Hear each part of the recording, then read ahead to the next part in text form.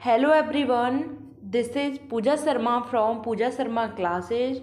उम्मीद करती हूँ आप सब अच्छे होंगे और आपके माता पिता भी स्वस्थ होंगे। तो आज हम डिस्कस करेंगे यूपी टेट 2019 का पेपर है, जो यह परीक्षा है 8 जनवरी 2020 को हुई थी। तो इसमें हम डिस्कस करने जा रहे हैं ईवीएस के 30 क्वेश्चन आते हैं। हमने सीडीपी को इसमें डिस्कस कर लिया है, यानी कि सीडीपी के सभी प्रीवियस ईयर क्वेश्चन पेपर हैं हमने डिस्कस कर लिए हैं। तो आप देख सकते हैं, मैं लिंक डिस्क्रिप्शन में दे दूंगी।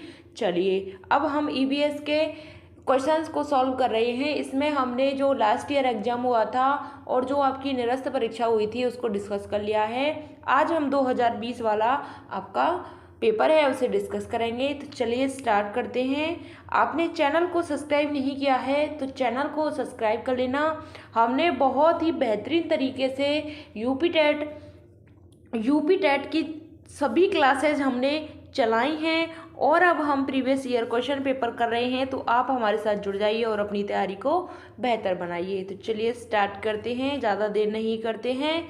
क्वेश्चन नंबर 1 आता है आपका कि सन 1853 में भारत की पहली यात्री ट्रेन चली थी। यानी कि जो भारत की सबसे पहली यात्री ट्रेन चली थी, यानी कि जो फर्स्ट पैसेंजर ट्रेन चली थी वह कब चली थी? तो 1853 में चली थी। लेकिन कहाँ से कहाँ तक चली थी? तो मुंबई से ठाणे के बीच चली थी, या कोलकाता से अलीपुर के बीच चली थी, या कोलकाता से दमदम के बीच, या मुंबई से पुणे के बीच। तो आपको बताना है कि 1853 में भारत की पहली यात्री ट्रेन चली थी मुंबई से ठाणे के बीच। कहाँ चली थी? मुंबई से ठाणे के बीच चली थी। और कब चली थी? तो यह 16 अप्रैल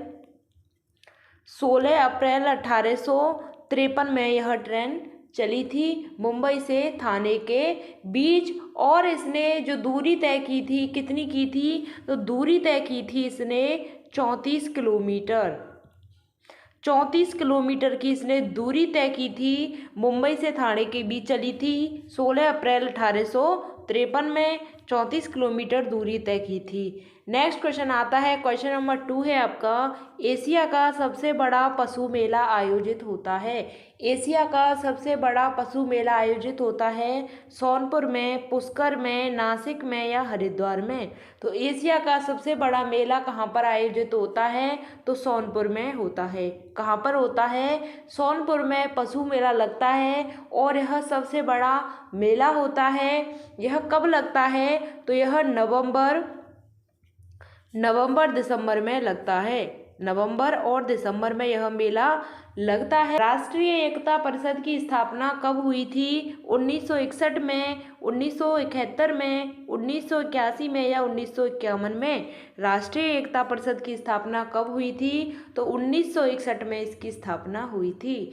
एनआईसी की स्थापना कब हुई थी? एनआईसी की स्थापना कब हुई थी? 1961 में इसकी स्थापना हुई थी। नेक्स्ट क्वेश्चन आता है, क्वेश्चन नंबर 4 है आपका कि समता के अधिकार का उल्लेख संविधान के अनुच्छेदों में मिलता है। समता के अधिकार का उल्लेख संविधान के अनुच्छेदों में मिलता है। तो अनुच्छेद 14 और 18 में, अनुच्छेद 23 से 24 में, अनुच्छेद 25 से 28 के बीच में, या अनुच्छेद 19 से 22 के बीच में समता के अधिकार की बात की गई है। तो यह आर्टिकल 14 से 18 के बीच में मिलता है। कहाँ पर मिलता है? आर्टिकल 14 से 18 के बीच कौन सा होता है? समता का अधिकार होता है। और 23 से 24 के बीच कौन सा होता है? यह तो आपका समता का अधिकार हो गया।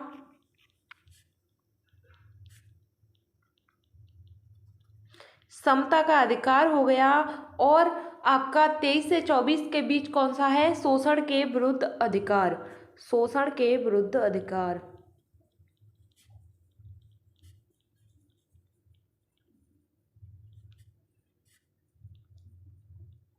शोषण के विरुद्ध अधिकार। और 25 से 28 के बीच में है धार्मिक स्वतंत्रता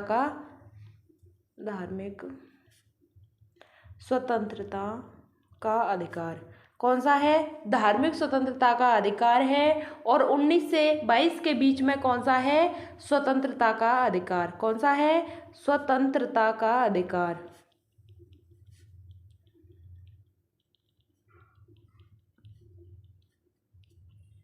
चलिए, यहाँ तक बात क्लियर। नेक्स्ट क्वेश्चन आता है, आपने समझ लिया 14 से 18 के बीच कौन सा होता है, समता का अधिकार होता है। 23 से 24 के बीच शोषण के विरुद्ध अधिकार होता है। 25 से 28 के बीच में धार्मिक स्वतंत्रता का अधिकार होता है। और 19 और 22 के बीच में होता है स्वतंत्रता का अधिकार। नेक्स्ट क्वेश्चन आता है, क्वेश्चन नंबर 5 है आपका कि किस देश में लचीला संविधान लागू है। किस देश में लचीला संविधान लागू है, तो चीन में है, अमेरिका में है, यूनाइटेड किंगडम में है या भारत में है। किस देश में लचीला संविधान लागू है, तो यह यूनाइटेड किंगडम में लचीला संविधान लागू है। ऑप्शन नंबर 3 है आपका राइट आंसर। कहाँ पर है, यूनाइटेड किंगडम में। नेक्स्ट क्वेश्चन आता है, क्वेश्चन नंबर 6 है आपका कि निम्नलिखित में से किस प्रदेश में रेडियर पाया जाता है। निम्नलिखित में से किस प्रदेश में रेडियर पाया जाता है, तो गर्म मरुस्थल में, मानसून में, टैंगा में या टुंड्रा प्रदेश में। तो रेडियर पाया जाता है, कहाँ पर पाया जाता है, तो यह टुंड्रा प्रदेश में रेडियर पाया जाता है। कहाँ पाया जाता है, टुंड्रा प्रदेश में रेडियर पाया जाता है। नेक्स्ट क्वेश्चन आता है, क्वेश्चन नंबर 7 है आपका निम्नलिखित में से कौन सा एक शीतोष्ण घास प्रदेश नहीं है। निम्नलिखित में से कौन सा एक शीतोष्ण घास प्रदेश नहीं है, कंपास, डाउन्स, प्रेयरीज, पंपास। तो आपको बताना है कि कौन सा शीतोष्ण घास का प्रदेश नहीं है, तो इसका राइट आंसर हो जाता है ऑप्शन नंबर 1 कंपास। कौन सा हो जाता है, कंपास होता है, शीतोष्ण घास का मैदान नहीं है। नेक्स्ट क्वेश्चन आता है, क्वेश्चन नंबर 8 है आपका कि जनसंख्या के आकार के अनुसार बृहत्तम महाद्वीप यानी कि बड़ा महाद्वीप जनसंख्या के आधार पर बताना है कौन सा है। उत्तरी अमेरिका है, एशिया है, अफ्रीका है या यूरोप है। कौन सा है जो जनसंख्या के अनुसार बृहत्तम महाद्वीप है, तो इसका राइट आंसर हो जाता है ऑप्शन नंबर 2 एशिया। कौन सा महाद्वीप है, एशिया महाद्वीप है। नेक्स्ट क्वेश्चन आता है, क्वेश्चन नंबर आपका 9 है कि भारत में थारू जनजाति कहाँ निवास करती है। भारत में जो थारू जनजाति है वह कहाँ पर निवास करती है, उत्तर प्रदेश के तराई क्षेत्र में, उत्तर प्रदेश के तराई क्षेत्र में, उत्तराखंड में, झारखंड में या थार मरुस्थल में। तो थारू जनजाति है वह कहाँ पर निवास करती है, तो आपको बताना है। यह इसका राइट आंसर हो जाता है, यह उत्तर प्रदेश के तराई क्षेत्र में भी निवास करती है और उत्तराखंड में भी निवास करती है। तो आपका आयोग ने जो उत्तर सही माना है, ए और बी दोनों ही ऑप्शन को सही माना है, यानी कि उत्तर प्रदेश के तराई क्षेत्र में और उत्तराखंड दोनों को क्या माना है, सही माना है आयोग ने। चलिए नेक्स्ट क्वेश्चन आता है, क्वेश्चन नंबर 10 है आपका भिलाई इस्पात संयंत्र स्थित है। भिलाई इस्पात संयंत्र कहाँ पर है, तो झारखंड में है, छत्तीसगढ़ में, ओडिशा में या मध्य प्रदेश में। भिलाई इस्पात संयंत्र कहाँ पर स्थित है, तो इसका राइट आंसर हो जाता है छत्तीसगढ़ में। कहाँ पर है, छत्तीसगढ़ में है भिलाई इस्पात संयंत्र, जो कारखाना है छत्तीसगढ़ में है। यहाँ तक बात क्लियर। चलिए नेक्स्ट क्वेश्चन की बात करते हैं, इसकी स्थापना कब हुई थी, तो 1955 में इसकी स्थापना हुई थी। इसकी स्थापना कब हुई थी, 1955 में इसकी स्थापना हुई थी। नेक्स्ट क्वेश्चन आता है, क्वेश्चन नंबर 11 है आपका कि भारत में महिलाओं के लिए आरक्षण की व्यवस्था कहाँ है। भारत में महिलाओं के लिए आरक्षण की व्यवस्था कहाँ पर है, तो विधानसभा में है, मंत्रिमंडल में है, विधानसभा, मंत्रिमंडल या पंचायती राज संस्थाओं में या लोकसभा में। तो आपको बताना है महिलाओं के लिए आरक्षण की व्यवस्था कहाँ पर है, तो इसका राइट आंसर हो जाता है पंचायती राज संस्थाओं में। कहाँ पर, पंचायती राज संस्थाओं में महिलाओं के लिए आरक्षण की व्यवस्था की गई है। नेक्स्ट क्वेश्चन आता है, क्वेश्चन नंबर 12 है कि किसी राज्य के राज्यपाल की नियुक्ति के लिए कम से कम क्या उम्र होनी चाहिए। किसी राज्य के राज्यपाल की नियुक्ति के लिए कम से कम उम्र होनी चाहिए 45 वर्ष, 50 वर्ष, 30 वर्ष या 35 वर्ष। तो कम से कम उम्र की बात की गई है राज्यपाल की, तो कितनी होती है, 35 वर्ष। कितनी होती है, 35 वर्ष राज्यपाल की बात करते हैं या राष्ट्रपति की बात करते हैं, तो इनकी जो उम्र होती है वह कितनी होती है, 35 वर्ष होनी चाहिए। चलिए यहाँ तक बात क्लियर। और वह क्या होना चाहिए, भारत का नागरिक होना चाहिए। कौन होना चाहिए, भारत का भारत का नागरिक होना चाहिए, भारत का नागरिक होना चाहिए और 35 वर्ष की आयु पूरी कर लेनी चाहिए और वह किसी भी सरकारी पद पर ना हो, किसी भी सरकारी पद पर ना हो, यह उसकी योग्यताएं होनी चाहिए। क्वेश्चन नंबर 13 आता है कि मिलान कीजिए। आपको मिलान करने के लिए दे दिया जाएगा और आपको सूची दे दी जाएंगी और बोला जाएगा कि मिलान कीजिए, मिलान कीजिए। तो आपको मिलान करना होगा। तो आपको मैंने यहाँ पर क्या है कि मिलान कर दिए हैं, तो आपको पता होना चाहिए। चलिए, भारतीय संघ के कौन होते हैं? प्रधानमंत्री होते हैं। राज्य का कौन होता है? राज्यपाल होता है। नगर निगम में कौन होता है? मेयर होता है। ग्राम पंचायत में कौन होता है? सरपंच होता है। तो आपको पता होना चाहिए। इस तरीके से आपको यह मिलान करने के लिए दे दिया रहेगा, तो आपको मिलान करना होगा।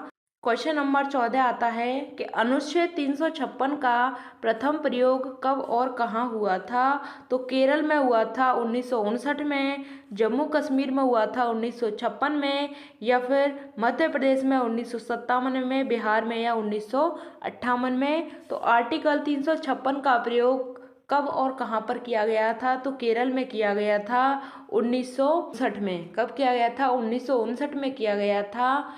चलिए, नेक्स्ट क्वेश्चन आता है। क्वेश्चन नंबर आपका 15 है कि नगर निगम द्वारा कौन सा कर लगाया जा सकता है? नगर निगम के द्वारा कौन सा कर लगाया जा सकता है? तो गृह कर, हाउस टैक्स या चुंगी कर, टोल टैक्स, या फिर उपरोक्त सभी, ऑल द अबव, या फिर मनोरंजन कर यानी कि इंटरटेनमेंट टैक्स। तो आपको बताना है कि जो नगर निगम होता है उनके द्वारा कौन सा कर लगाया जा सकता है, यानी कि जो सभी कर हैं, गृह कर, चुंगी कर और यह मनोरंजन कर, इसका राइट आंसर हो जाता है उपरोक्त सभी। ऑप्शन नंबर 3 इसका राइट आंसर हो जाता है उपरोक्त सभी। क्वेश्चन नंबर 16 आता है आपका कि संसार का सर्वाधिक समस्याकारी जलीय खरपतवार, जिसे बंगाल का आतंक भी कहते हैं, वह है। संसार का सर्वाधिक समस्याकारी जलीय खरपतवार, जिसे बंगाल का आतंक भी कहते हैं, वह है, क्या है? कांग्रेस घास है, या जलकुंभी है, या दूब घास है, या लेंटाना कैमारा है। तो क्या है बंगाल का आतंक जिसे कहते हैं? बताइए। इसका राइट आंसर हो जाता है ऑप्शन नंबर 2, क्या हो जाता है? जलकुंभी। क्या हो जाता है? जलकुंभी। इसे हम क्या कहते हैं? बंगाल का आतंक कहते हैं। नेक्स्ट क्वेश्चन आता है। क्वेश्चन नंबर आपका 17 है कि वायरस के अजैविक होने का लक्षण होता है। वायरस के अजैविक होने का लक्षण होता है, इसमें प्रोटीन नहीं पाया जाता, यह प्रजनन नहीं कर सकता, इसको क्रिस्टल के रूप में परिवर्तित किया जा सकता है, इसमें वंशानुगत सामग्री नहीं पाई जाती। तो आपको बताना है अजैविक होने का लक्षण है। अजैविक होने का लक्षण है, इसका राइट आंसर हो जाता है ऑप्शन नंबर 3, यानी कि इसको क्रिस्टल के रूप में परिवर्तित किया जा सकता है। इसको क्रिस्टल के रूप में परिवर्तित किया जा सकता है। ऑप्शन नंबर 3 है आपका राइट आंसर। क्वेश्चन नंबर 18 आता है आपका कि पादप हार्मोन जो फलों को पकाने में सहायता करता है। पादप हार्मोन जो फलों को पकाने में सहायता करता है वह क्या होता है? जिब्रेलिन होता है, साइटोकिनिन होता है, या इथाइलिन होता है, या ऑक्सन होता है। क्या होता है जो फलों को पकाने में सहायता करता है? तो इसका राइट आंसर हो जाता है इथाइलिन। क्या होता है? इथाइलिन होता है। वह कच्चे फलों को पकाने में सहायता करता है। कैसे फलों को? कच्चे फलों को पकाने में सहायता करता है।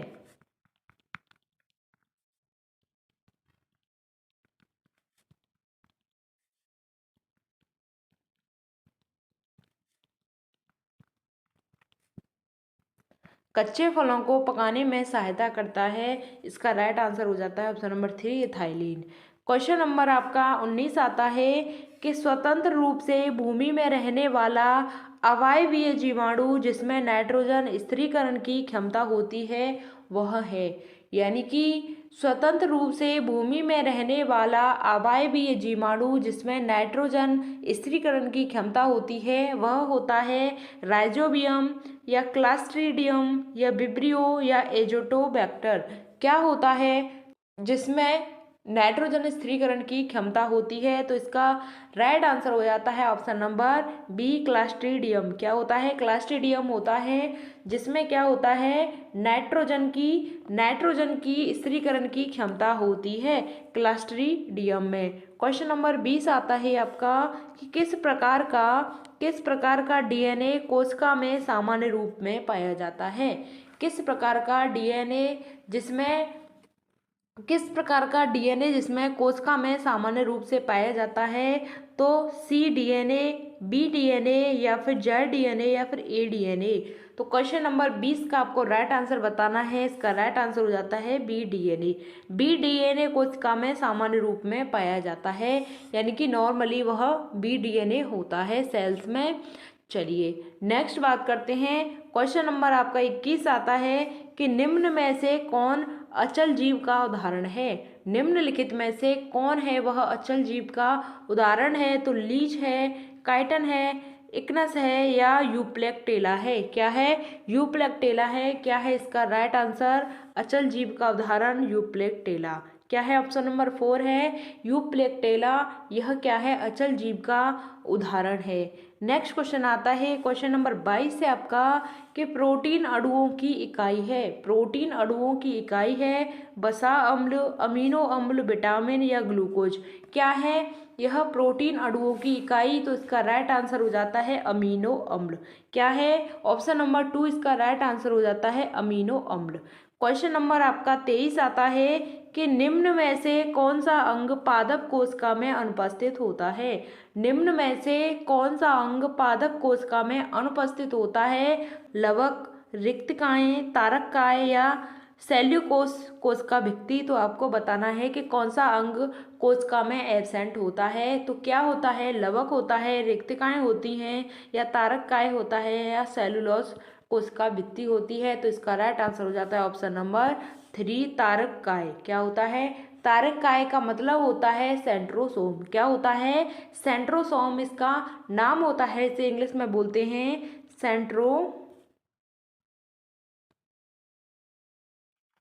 सेंट्रोसोम। चलिए नेक्स्ट क्वेश्चन आता है। क्वेश्चन नंबर आपका 24 है कि मनुष्य के शरीर की सबसे बड़ी ग्रंथि है। मनुष्य के शरीर की सबसे बड़ी ग्रंथि कौन सी है? पीयूष ग्रंथि है, अधिवक्र ग्रंथि है, यकृत ग्रंथि है, या अग्नाशय ग्रंथि है। तो मनुष्य के शरीर की सबसे बड़ी ग्रंथि है, कौन सी है? लीवर है, यकृत है। कौन सी है? लीवर ग्रंथि है मनुष्य के शरीर की सबसे बड़ी ग्रंथि है। कौन सी ग्रंथि है? लीवर ग्रंथि। यह मनुष्य के शरीर की सबसे बड़ी ग्रंथि है। क्वेश्चन नंबर 25 आता है उत्तर प्रदेश का राज्य पक्षी है। उत्तर प्रदेश का राज्य पक्षी है मोर, गौरैया, तोता, सारस क्रेन। तो इसका राइट आंसर बताना है कि उत्तर प्रदेश का राज्य पक्षी कौन है। तो यह सारस क्रेन है। कौन है? सारस क्रेन है। क्योंकि राष्ट्रीय की बात करता तो मोर हो जाता, लेकिन राज्य की बात की है, किसकी बात की है? राजकीय की बात की है। तो इसका राइट आंसर हो जाता है सारस क्रेन, ऑप्शन नंबर 4। चलिए अब बात करते हैं इसमें कि राजकीय पशु क्या होता है। राजकीय जो पशु होता है, पशु क्या होता है? 12 सिंगा होता है। क्या होता है? 12 सिंगा होता है राजकीय पशु। और अब बात करते हैं राजकीय पक्षी की। तो सारस क्रेन हो गया आपका। राजकीय वृक्ष की बात करते हैं तो वृक्ष क्या होता है? अशोक का। किसका होता है वृक्ष? राजकीय वृक्ष होता है अशोक का होता है। और पुष्प की बात करते हैं, पुष्प किसका होता है? पलाश होता है। पुष्प किसका होता है? पलाश का होता है। और मोर की बात करते हैं तो कैसा होता है? मोर हमारा राष्ट्रीय पक्षी होता है, राष्ट्रीय पक्षी होता है। और गौरैया की बात करते हैं तो यह दिल्ली का राजकीय पक्षी है। गौरैया कहाँ का है? दिल्ली का राजकीय पक्षी है। दिल्ली का क्या है? राजकीय पक्षी है गौरैया। चलिए यहाँ तक बात क्लियर। क्वेश्चन नंबर आपका 26 आता है कि पूर्वा किस अधिवास में शामिल है। पूर्वा किस अधिवास में शामिल है? तो ग्रामीण, रेखीय, नगरीय, या अपखंडित। तो आपको बताना है कि पूर्वा किस अधिवास में शामिल है। तो यह ग्रामीण में शामिल है, रूरल एरिया में यह शामिल है।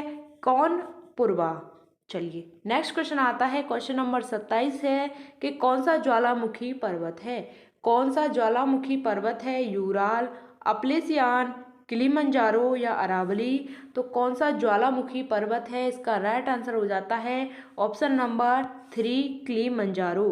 किलिमंजारो है क्या है, एक ज्वालामुखी पर्वत है। यहाँ तक बात क्लियर। चलिए अब हम इसकी ऊंचाई की बात करते हैं। तो विश्व का सबसे चौथा नंबर का यह ऊंचा है, चौथे नंबर का ऊंचा है और चौथे नंबर का यह ऊंचाई में है, किलिमंजारो पर्वत है।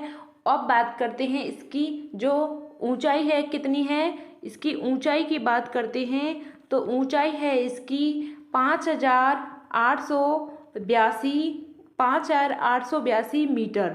कितनी है, 5,882 मीटर इसकी ऊंचाई है। चलिए नेक्स्ट क्वेश्चन आता है, क्वेश्चन नंबर 28 है आपका, एलिफेंटा द्वीप अवस्थित है। एलिफेंटा द्वीप है वह कहाँ पर अवस्थित है। तो गोवा तट पर है, मुंबई तट पर है या गंगा तट पर या कच्छ तट पर है। तो आपको बताना है कि एलिफेंटा द्वीप कहाँ पर है।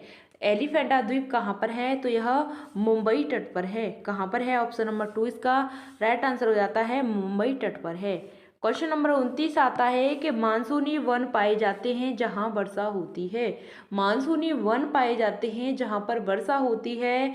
कितनी वर्षा होती है, 150 से 200 सेमी होती है, 50 से 150 सेमी, 70 से 100 या 70 से 200 सेमी। तो आपको बताना है कि मानसूनी वन पाए जाते हैं जहां वर्षा होती है। तो इसका राइट आंसर हो जाता है 70 से 200 सेमी। ऑप्शन नंबर 4 इसका राइट आंसर है, 70 से 200 सेमी। क्वेश्चन नंबर आपका 30 आता है कि कार्बी एंगलोर पठार विस्तार है। कार्बी एंगलोर पठार विस्तार है हिमालय का, तिब्बत का, सार पठार का या प्रायद्वीपीय पठार का। तो आपको बताना है कि कार्बी एंगलोंग पठार का विस्तार है कहाँ पर है। तो इसका राइट आंसर हो जाता है प्रायद्वीपीय पठार का। यह कहाँ का जो विस्तार है, कहाँ का है, प्रायद्वीपीय पठार का यह विस्तार है। यहाँ तक बात क्लियर। इसकी ऊंचाई की बात करते हैं तो 300 से 400 मीटर इसकी ऊंचाई होती है। 300 से 400 मीटर इसकी क्या होती है, ऊंचाई होती है कार्बी एंगलोंग पठार की।